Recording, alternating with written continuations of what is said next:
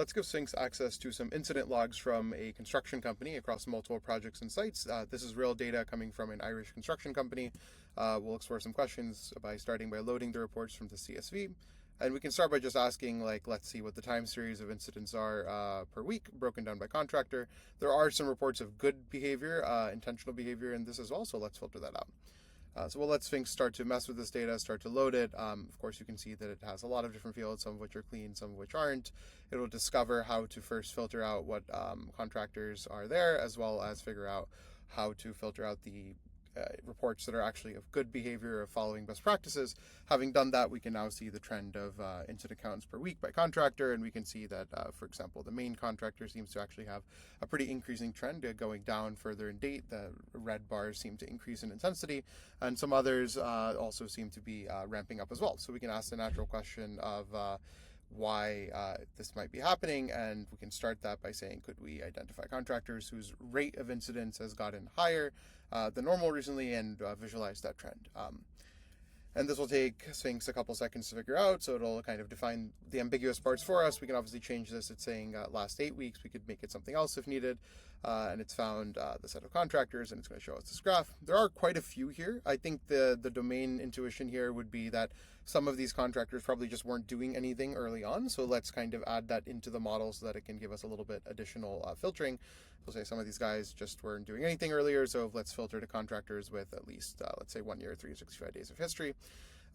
Sphinx can take this query and go parse it into the data, figure out how to apply it. Even though the data isn't exactly day by day, it will be able to extract how many days of history each contractor has, as you can see here, and use that to a filtering. And now, of course, there seems to be only 6 contractors, which is a lot more reasonable of a set. So let's visualize this set as well. We can see that maybe there is a spike recently, but it is kind of coming down.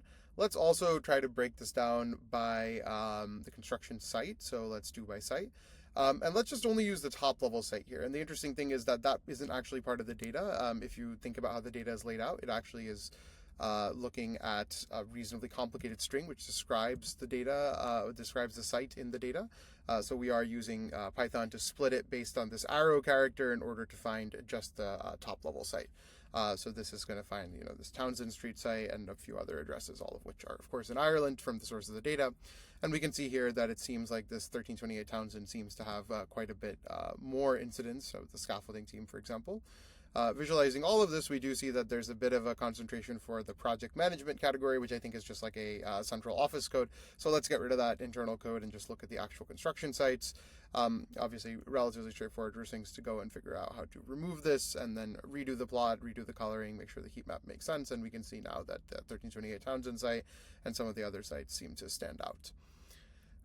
Okay, now having removed this, let's actually focus just on one contractor, the piling contractor. Let's look at a trend of how their incident rate has been evolving over time, but also let's do a little bit more advanced analytics. Let's forecast how much their incident count will evolve over the next 12 weeks so that we can get a sense of what we would expect given current trends and see if something were to be abnormal, would go outside of those ranges, how would we detect that?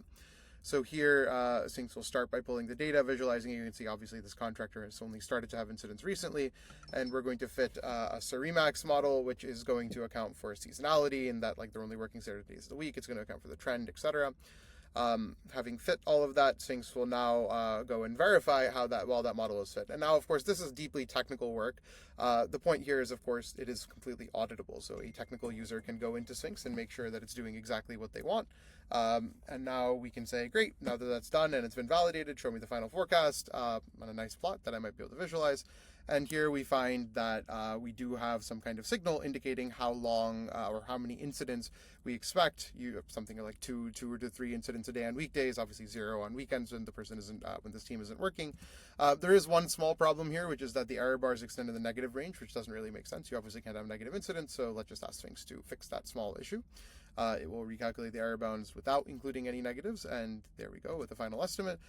This seems to make a lot more sense, and we can see that if we get 4 incidents a day, 5 incidents a day, it's probably within some reasonable error bounds of what we expect given past trends. Maybe that is acceptable, maybe that isn't acceptable. That's obviously a business question. But if we are okay with the current rate, if we start to see more than 4 or 5 incidents, 6 incidents, we might want to expect that something has changed from the trend, and we do need to flag that as an anomaly.